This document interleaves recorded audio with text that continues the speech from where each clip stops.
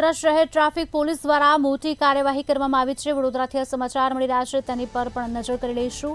શહેર traffic police દ્વારા મોટી કાર્યવાહી કરવામાં આવી છે, ત્યારે પીક અવર્સમાં નિયમોનું પાલન ન કરતા ભારે વાહનો પર કાર્યવાહી કરવામાં આવી।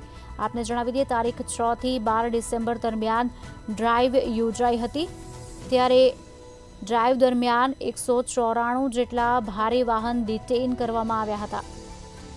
કુલ 132 વાહન ચાલકો સામે કાર્યવાહી કરવામાં આવી।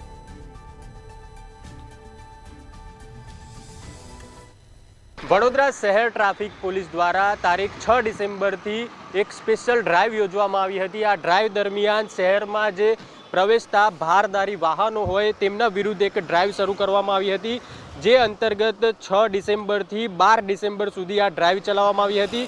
આ દરમિયાન શહેર ટ્રાફિક પોલીસ દ્વારા કુલ 132 જેટલા ભારદારી વાહનોને કબજે કરવામાં આવ્યા છે અને તેમના વિરુદ્ધ કાર્યવાહી કરવામાં આવી છે।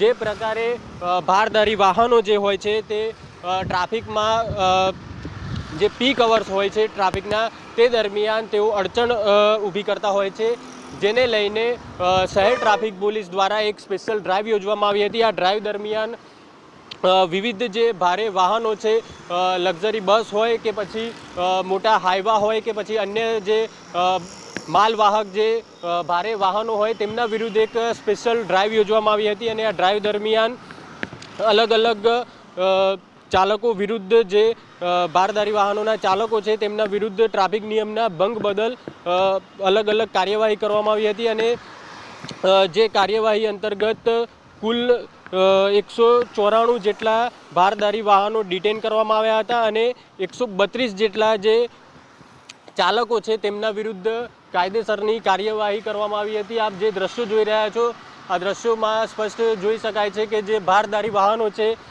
તેમના વિરુદ્ધ કાર્યવાહી કરવામાં આવી અને કાર્યવાહી કરી અને આ વાહનો જે છે તેમને હાલ અહીં રાખવામાં આવ્યા છે અને જે ચાલકો હતા તેમના વિરુદ્ધ પણ એક કાર્યવાહી કરવામાં આવી છે। મહત્વની બાબત છે કે શહેરમાં જ્યારે પીક અવર્સનો સમય હોય છે ત્યારે આ દરમિયાન જે ભારદારી વાહનો હોય છે તે અલગ અલગ જગ્યાઓ પર ટ્રાફિકની સમસ્યા પણ સર્જતા હોય છે અને અવારનવાર જે અકસ્માતના પણ બનાવો બનતા હોય છે, ત્યારે ટ્રાફિક પોલીસ દ્વારા એક આ ડ્રાઈવ યોજવામાં આવી હતી અને આ ડ્રાઈવ દરમિયાન જે વિવિધ વાહનો છે તેમના ચાલકો અને વાહનો વિરુદ્ધ કાર્યવાહી કરવામાં આવી છે। કેમેરામેન કેતન શિંદે સાથે દર્શન ચૌધરી, મંતવ્ય ન્યૂઝ, વડોદરા।